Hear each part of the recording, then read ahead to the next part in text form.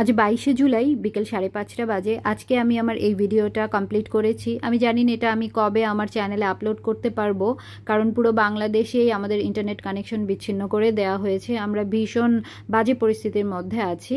আপনি যদি এই মুহূর্তে বসে আমার ভিডিওটা দেখে থাকেন তাহলে ভাববেন আজই আমরা কানেকশন ফিরে পেয়েছি।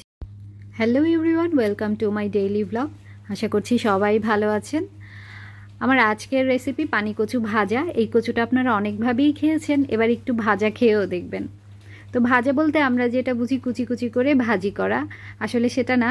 আমি যেভাবে করছি সেটা হচ্ছে পানি কচুটাকে আমি আজকে খোসা ছাড়িয়ে নিয়েছি, এরপরে গোল গোল চাক চাক করে কেটে নিয়েছিলাম। কেটে ভালো করে ধুয়ে এর মধ্যে আমি হলুদ এবং লবণ দিয়ে 10 মিনিটের জন্য চুলায় বসিয়ে হালকা একটু ভাপিয়ে নিয়েছি, মানে সেদ্ধ করে নিয়েছি আর কি। তারপর এটা চালনিতে চেলে একটু শুকিয়ে নিয়েছি, এভাবে একটা প্লেটে ছড়িয়ে দিয়েছিলাম। তো যখন জলটা শুকিয়ে গেছে এরপরে এর মধ্যে দিয়ে দিয়েছিলাম লবণ, সামান্য হলুদ গুঁড়া, মরিচের গুঁড়া এবং চালের গুঁড়া দিয়ে মেখে আবার 10 মিনিটের জন্য এটা একটু রেখে দিয়েছিলাম। এরপরে আমি এইদিকে চুলায় একটা প্যান বসিয়ে দিলাম। প্যানের মধ্যে হালকা করে তেল দিয়ে সেটাকে গড়িয়ে নিচ্ছি, কারণ আমার ফ্রাই প্যানের অবস্থা খুবই খারাপ, দেখতে পাচ্ছেন। কাজের লোক থালা বাসন মাজলে যাওয়া হয়, যখন কাজের লোক ছিল তখন এভাবেই আমার ননস্টিক প্যানগুলোর অবস্থা একদম খারাপ করে দিয়েছে। তো যাই হোক, তেলটা আমার গরম হয়ে গিয়েছে। এরপরে আমি কেটে রাখা কুচিগুলো গরম তেলে দিয়ে দিচ্ছি। একটু সাবধানে এই কাজটা করবেন যাতে হাতে গরম তেলের ছিটা না লাগে, তাহলে কিন্তু ফোসকা পড়ে যাবে। এবার সবগুলো একে একে আমি দিয়ে দিয়েছি।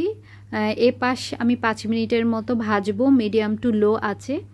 5 মিনিটের মতো ভাজা হয়ে গিয়েছে আমার এটা। এবার আমি একটু উল্টে দিচ্ছি।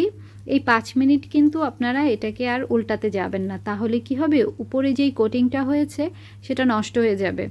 তো 5 মিনিট পর আমি এপাশ ওপাশ করে কচুগুলোকে উল্টে দিচ্ছি। এটা খুব বেশি একেবারে মানে কি বলে, খুব বেশি ভাজতে হবে না, জাস্ট লাল লাল করে ভেজে নিলেই হবে, কারণ কচুটা কিন্তু অলরেডি আমরা সিদ্ধ করে ফেলেছিলাম। তো আমি সেটাই করছি, তেলের মধ্যে দিয়ে এপিট ওপিট করে নেড়ে চেড়ে দিচ্ছি। যখন একটু লাল লাল হয়ে যাবে তখনই এটা নামিয়ে নেবেন। বাস গরম ভাতের সাথে গরম গরম কচু ভাজা দিয়ে খেয়ে দেখবেন, খেতে কিন্তু খারাপ লাগে না, ভীষণ মজা লাগে। আর নিরামিষের দিনে তো এটা করতেই পারেন। নিরামিষের দিনে অনেক সময় আমরা বুঝতে পারি না যে কি করা যায়, তো এটা করে দেখবেন, খেতে খুব ভালো লাগবে। আর এই ভিডিওটা যদি আপলোড হয়ে থাকে তাহলে বুঝে নেবেন আমাদের দেশের অবস্থা অনেকটাই ঠিক হয়ে গিয়েছে, ইন্টারনেট চলে এসেছে। আমার ভিডিওগুলো যদি আপনাদের ভালো লাগে আর আমার রেসিপিগুলো যদি আপনাদের পছন্দ হয়ে থাকে তাহলে অবশ্যই আমার পাশে থাকবেন এবং আমার চ্যানেলটি লাইক, কমেন্টস এবং শেয়ার করবেন, সেই সাথে সাবস্ক্রাইবও করবেন। Bye bye.